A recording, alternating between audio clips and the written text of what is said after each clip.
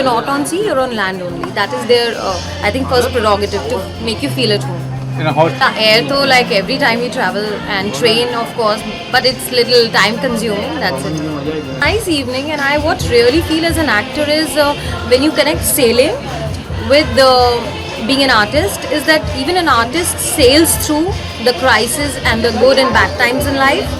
And sailing is also, in some way talking about handling crisis and dealing with the, waves, the ocean, because the ocean is not always good. It has a lot to say about our own life. So it has a very, surrealistic connectivity.